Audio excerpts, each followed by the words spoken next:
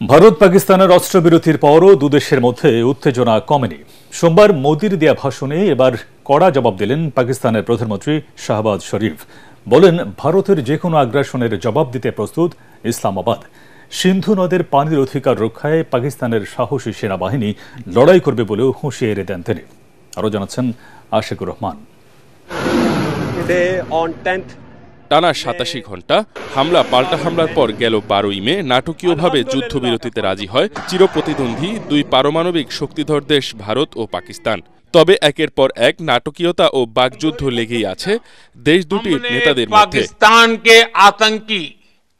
গেল সোমবার রাতে যুদ্ধবিরতি নিয়ে জাতির উদ্দেশ্যে দেয়া ভাষণে ভারতের প্রধানমন্ত্রী নরেন্দ্র মোদি পাকিস্তানের অনুরোধে ভারত প্রত্যাঘাত স্থগিত রেখেছে বলে দাবি করেন। তবে সন্ত্রাসবাদে পাকিস্তানের মদদ বন্ধ না হলে ভবিষ্যতে আবার উপযুক্ত জবাব দেয়া হবে।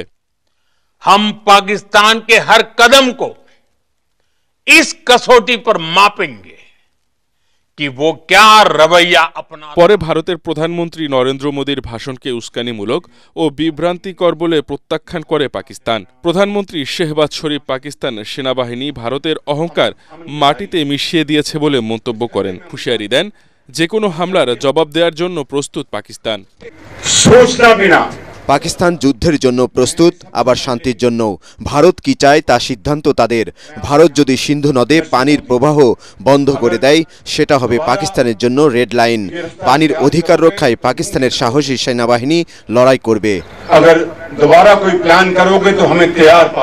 শেহবাজ শরীফ আরও বলেন, পাকিস্তান প্রচলিত যুদ্ধ কৌশলে অনেক পিছিয়ে, কিন্তু ভারত যেভাবে যুদ্ধ করছে তা প্রমাণ করে দিয়েছে যে পাকিস্তান শুধু প্রচলিত যুদ্ধেই নয়, প্রযুক্তিগত দিক থেকেও সমানভাবে প্রস্তুত।